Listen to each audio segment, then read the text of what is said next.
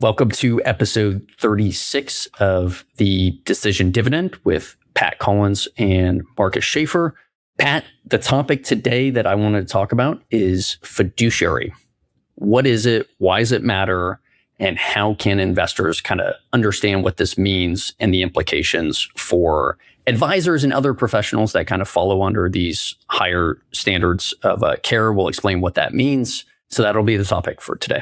I love how when we were talking before this that you said, I think this is going to be a short episode. It's just about fiduciary. And little did you know that this is a passion of mine, and it kind of stems all the way back from the foundings of Greenspring. So we may not be as short as you think, but I'm excited to get into this. I think it is while there's a little bit of inside baseball industry talk, it matters so much for consumers and for clients and for anybody that's working with a financial professional. So our hope is this is going to be really educational, and hopefully help you to decide if you're working with an advisor, you're thinking about working with an advisor, gives you some tools to evaluate which type of advisor should I be working with. Yeah, it's a phrase that's thrown around, and it's good, right? Hey, you want to be looking for somebody that's a fiduciary.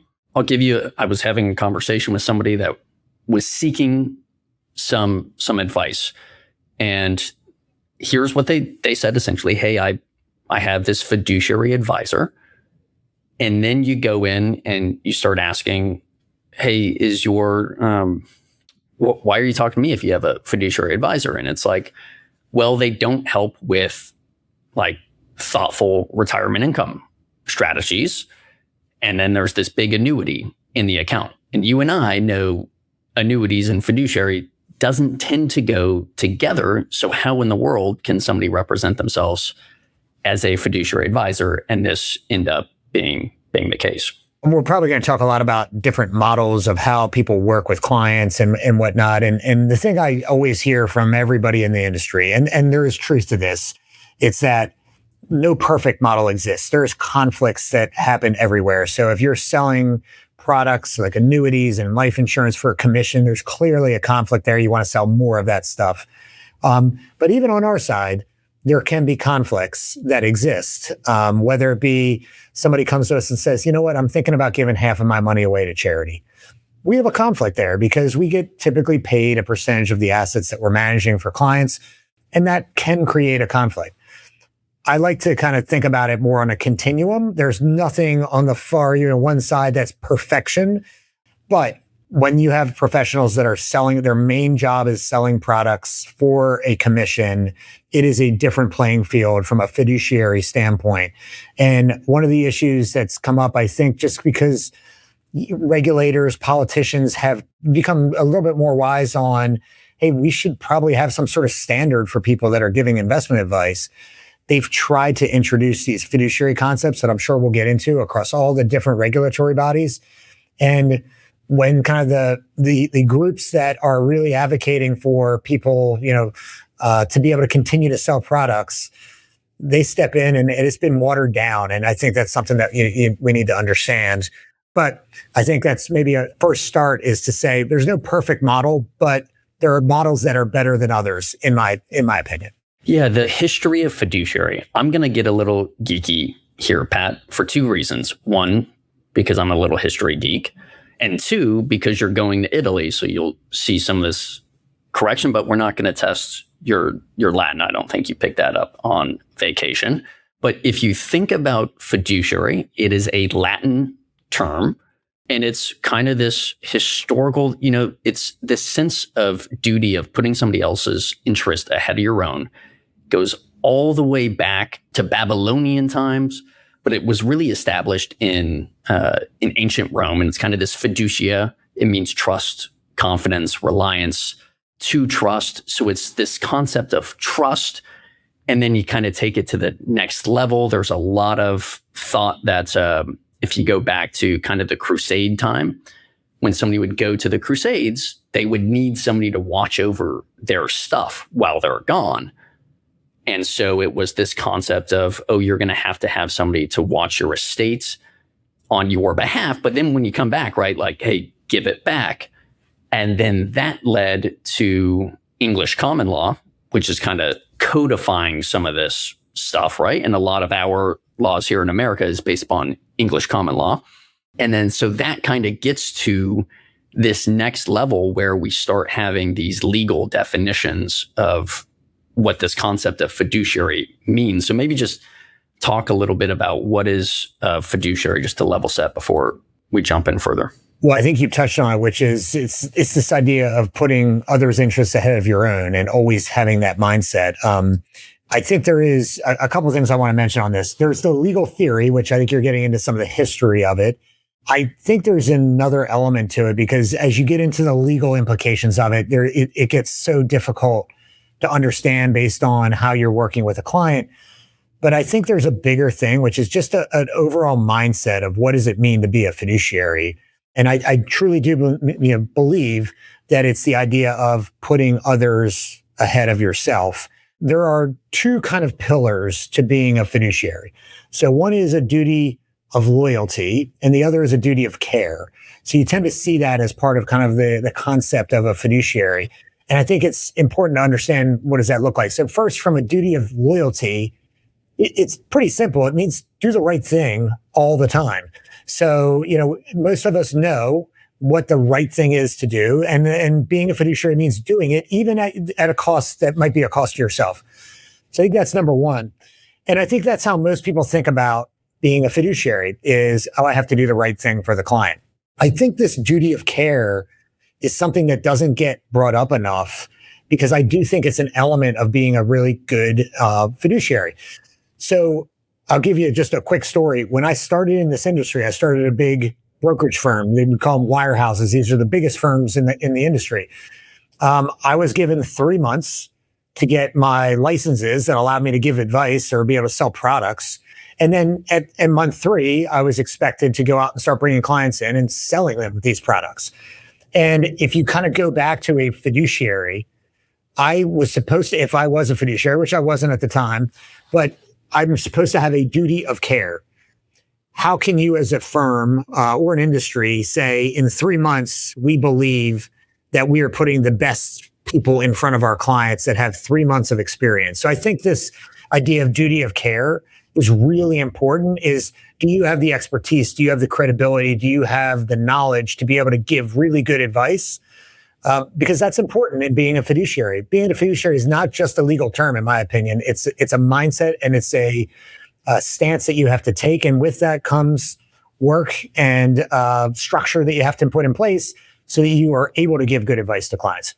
What you're saying is there's kind of like these two components to evaluating if somebody's going to be able to put your interests ahead of their own. And one of those is just like, hey, technical competency, right?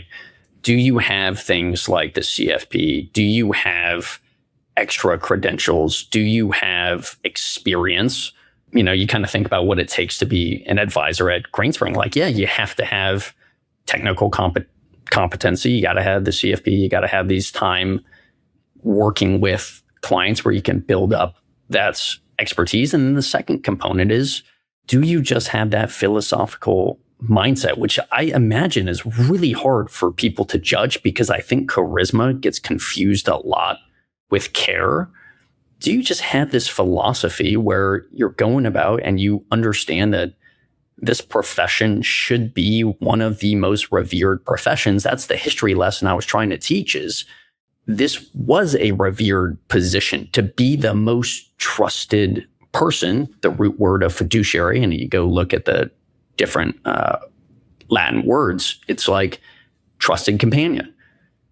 Do you have what it takes to be that person? How can somebody kind of unpack that to figure it out?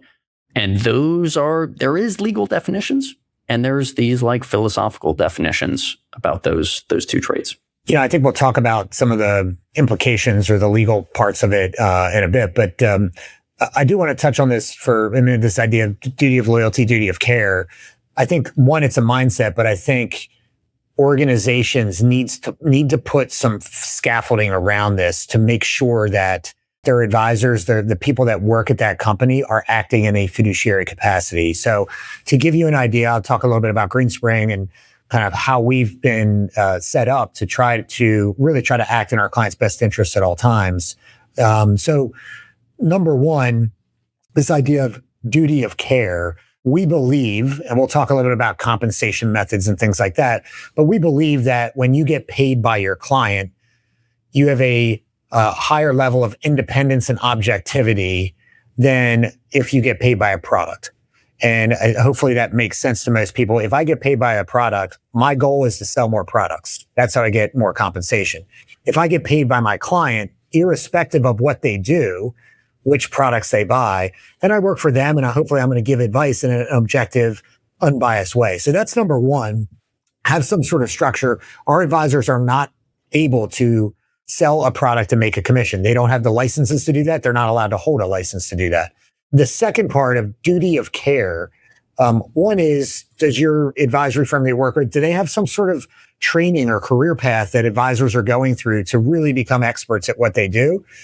But there's another element that we put in place early on at Greenspring, which is we limit the number of clients that any one advisor can work with. And that's really important. We feel like that is part of this duty of care, is that if we limit the number of clients our advisors can work with, that they have more time to spend with them, that they can focus on their issues.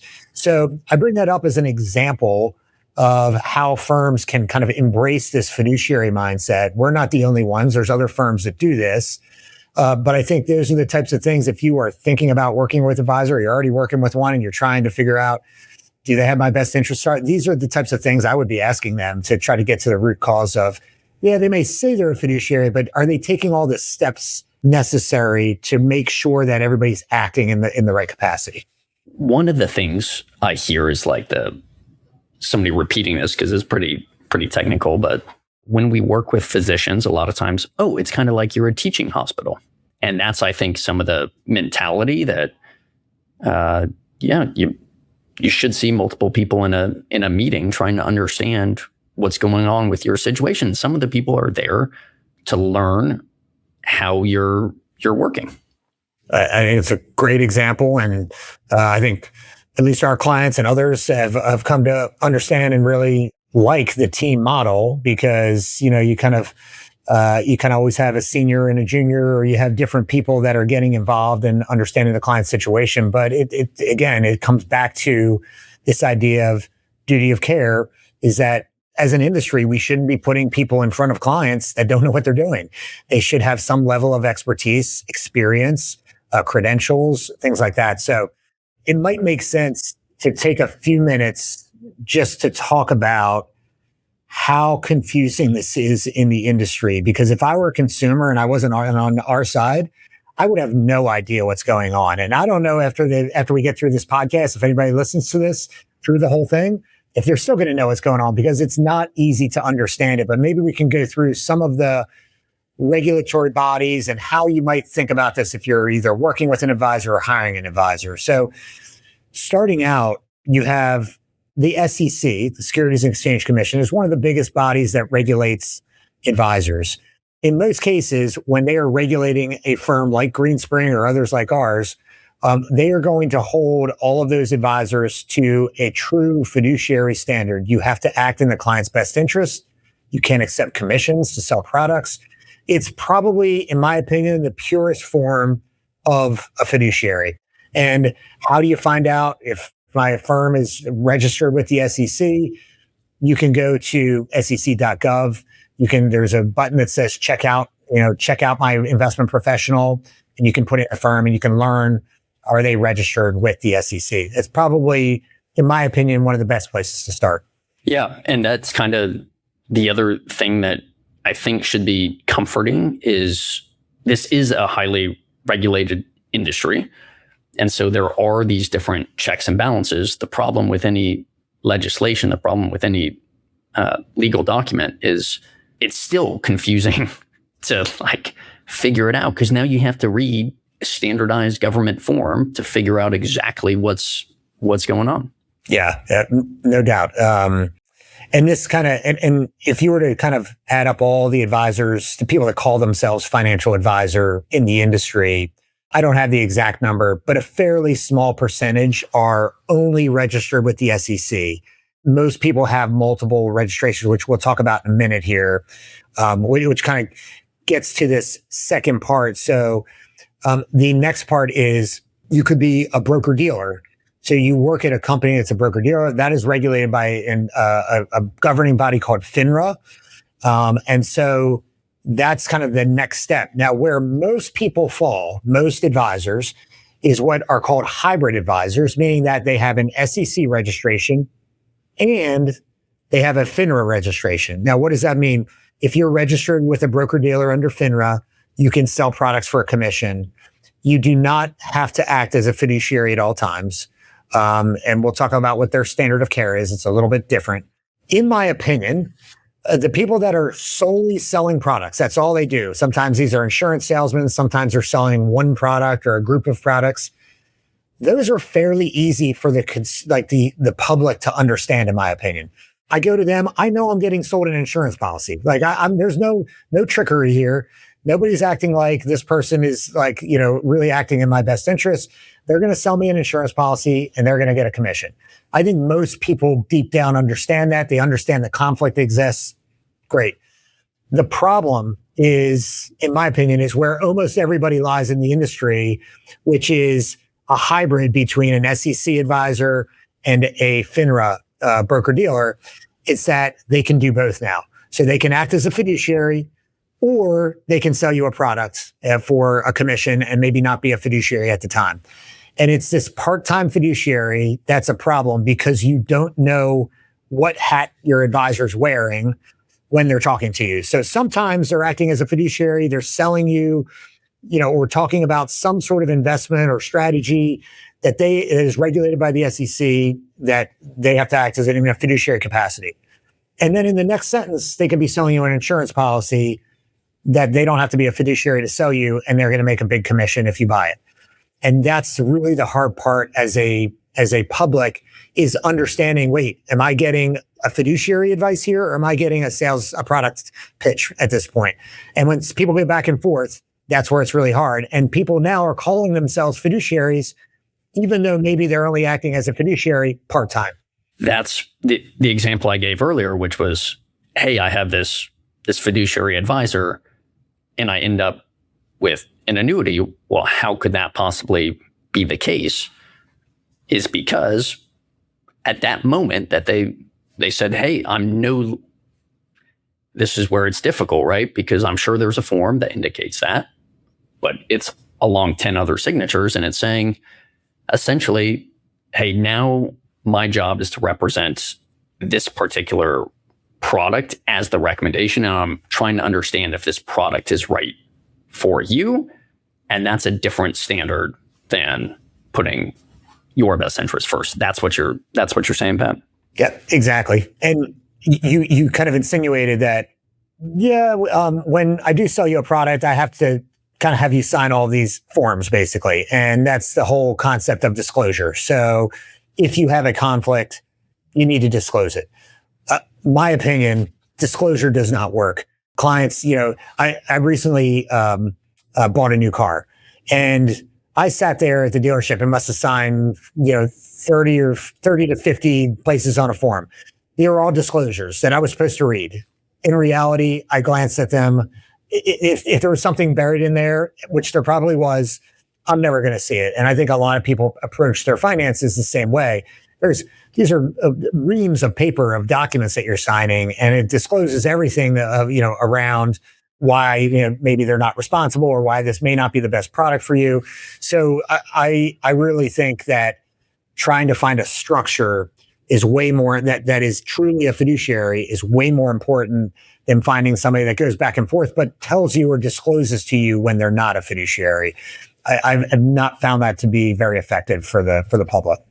Yeah, and I guess there's certain instances where for right or for wrong, you almost have to go to non-fiduciaries to do certain things that you just need to do in life. So it's not a question about should those exist in that way or not, but like the truth is that in a lot of cases, we haven't figured out a better model. So sometimes you have to go to this. And it just makes it difficult because you're kind of trading convenience in some instances with this uncertainty of, is this really the best thing for me given my whole picture? maybe another example from when I was kind of in the first job I had in this career. I was working at a big brokerage firm, and they offered banking services as well as investment services to all of their clients. And I personally we were buying our first house, and I decided to use the mortgage product that they had at this brokerage firm. And it was the worst experience I ever went through. We almost weren't able to close on our house because the financing was just a real pain. I think most people have been through bad experiences sometimes with getting a mortgage or whatnot. Anyways, I fast forward a few months later. One of the things that they did at this firm was when you sent letters to clients, this is back in the day when we sent actual paper letters sometimes, you couldn't seal the envelopes before you sent them out because you had to keep them unsealed so that the manager or the compliance officer could go read whatever you were sending to your client, which is fine. That's, we kind of have similar things here. We can go and monitor our advisors' activities. But I got kind of called down to my manager's office, and they said, hey, we noticed here that you sent this letter to the client and you recommended a mortgage service not at our company. Do you know that we offer mortgages? I said, no, I actually do know. I went through it myself. It was horrific. I don't ever want to put a client through that. I had this other referral source that I think really would be much better for this client for all of these reasons. I'll never forget, they said, don't ever do that again. You never take money out of the firm's pocket and move it somewhere else. And that, to me, is a pretty good sign that they didn't have a fiduciary mindset. They weren't thinking about what's best for this client. They were thinking about what's best for this company. And so I think it's just another example of what is the mindset that you take. You can put all the regulations in place. And my guess is they were following the law with whatever they were, telling me to do. But at the end of the day, if you don't have that mindset, it doesn't really work in practice. And there is a cost to convenience, right? I shop too much at Amazon. There is a cost to that. Amazon no longer represents themselves as having the lowest prices out there because they do get outcompeted on price a lot. What they represent is we are the most convenient option for you. And so you genuinely have to weigh what is the cost of that convenience. And then, our perspective is, can we deliver advice that's better suited or more likely to be in your best interest? And then how do we figure out how to match it with amazing convenience? And to your point, that seemed convenient and it wasn't. Absolutely. So we talked a little bit about investment advisors that are regulated by the SEC. We've got brokers that are regulated by, FINRA, they're broker dealers. I think there's a few other, I guess, types of professionals that could be subsets of these. But one is CFPs. So we see this all the time. They've done a great marketing campaign on, if you see commercials about the CFPs. You and I are both CFPs, certified financial planners. And they have a very interesting kind of dilemma. First off, they're not a legal body. They are just basically self-governing. And it's more of a professional organization, if you will. But they have this real challenge, which is the majority of CFPs still reside at broker-dealers.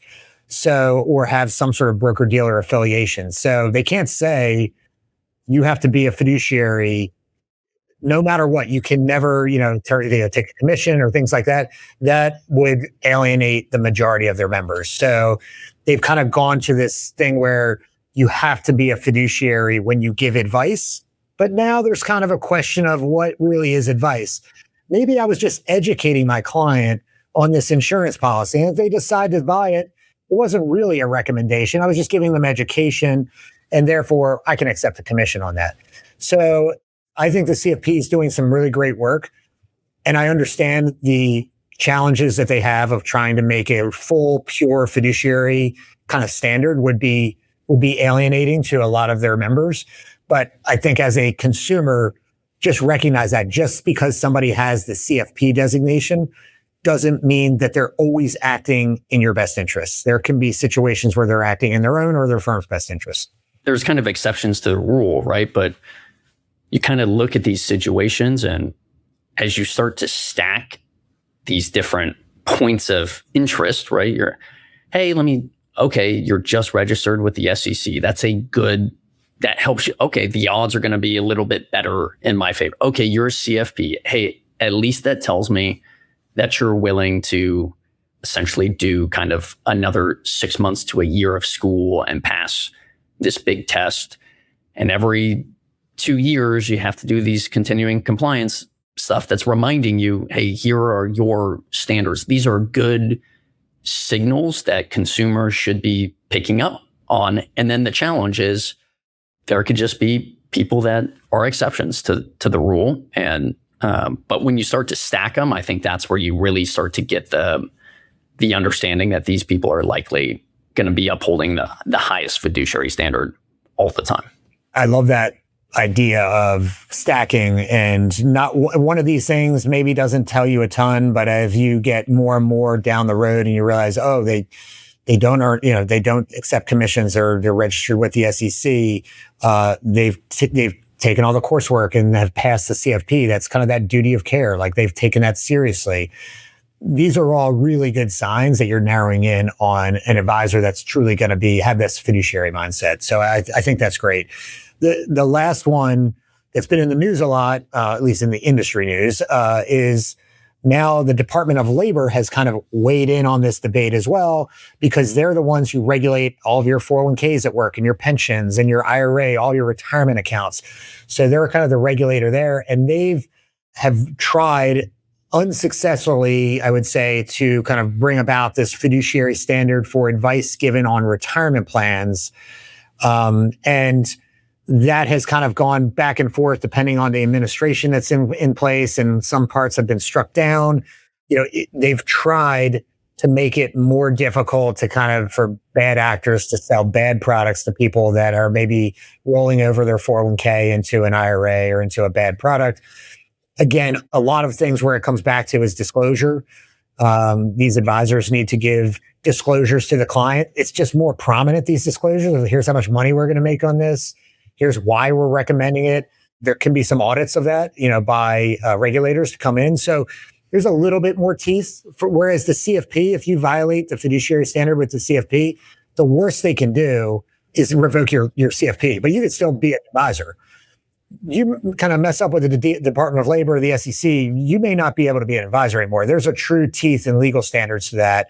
So those are the ones that, they're trying, but it's getting tougher to get this stuff through in the courts, mostly because there's so much lobbying against a pure fiduciary standard. When you think about all of the money that could get left on the table, it's really hard for regulators to get this stuff passed because there's just so many people lobbying politicians on it. What gives me hope is every single year we are continuing to learn and get a little bit better. That's bringing us back to that original kind of predicament, which is, hey, I'm going to leave. Somebody has to watch my stuff. How do I find somebody to watch my stuff? That's easier, it feels like, 2,000 years ago, when somebody's living in your neighborhood, when you could see their actions on a day-to-day basis. And as we've kind of evolved, you could just think about, okay, well, now it's harder to do that. So now we have to build in structures to do this. And one of those structures that was built in was fiduciary. But as that kind of gets watered down, think about trying to stack some things like we were talking about. So stack fee only. All right. So you can't take a commission. That's going to be a good sign. Fiduciary, RIA. Okay. That's a good sign. CFP. That's a good sign. There's all these other credentials. I don't even, I had to fill out a form today with a lot of the credentials. I don't even know what a lot of these are, but I generally take it as a good, hey, at least it's something. Yeah. I think it's all great comments. I think what we're seeing in the industry, and I share your optimism. So I think there is good things happening. 22 years ago, when I started Greenspring, this was kind of a cottage industry. There were not many pure SEC, what we call registered investment advisors, kind of the pure no commission type of advisor. If you look at where the growth has happened in our industry, a lot of it has happened on the RIA side, this registered investment advisors, these pure fiduciaries. And why? Because I think as we talk about it, it's just a better model. It's better for clients. And eventually they wise up and they start voting with their feet, basically. And I think that's the market kind of doing its job to some degree. If you're kind of a free market person and you say, well, if you offer a crappy product, people are going to leave and they're going to go somewhere else. That's kind of what we're starting to see. So, I think sometimes it's harder to see it as a client. It gets shielded from you. But when you experience, like, we have clients or prospective clients that will come to us and say things like, I would get advice or recommendations from my advisor, and I wasn't sure if they were in my best interest or if they were just trying to sell me something because they had to make their mortgage payment.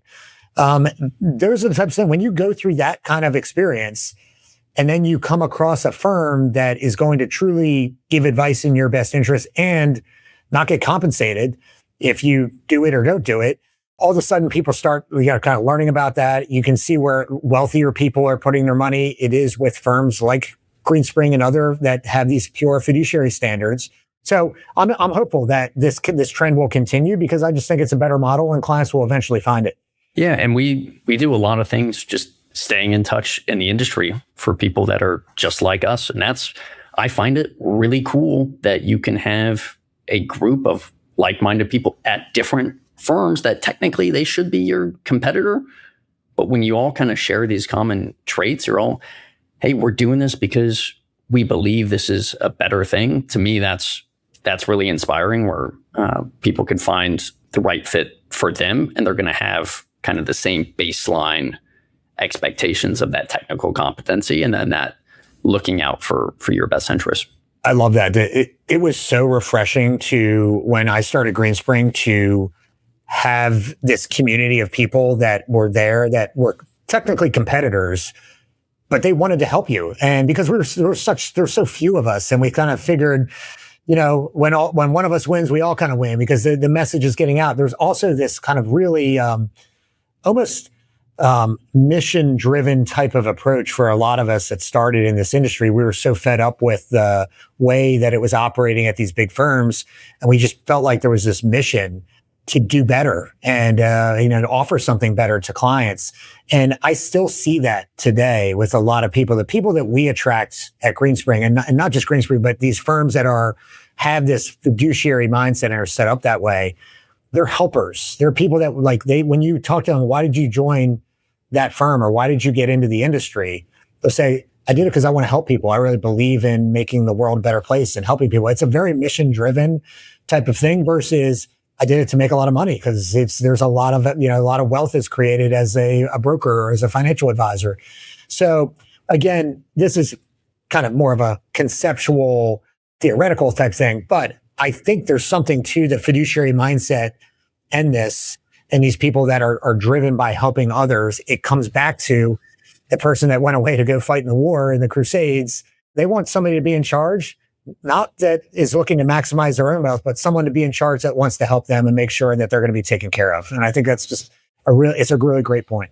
All right. One last thing for you, Pat, to conclude this episode. When you go on your vacation to Italy, see if you could find, try out some of these terms, see if they resonate in Italian. Fiducia?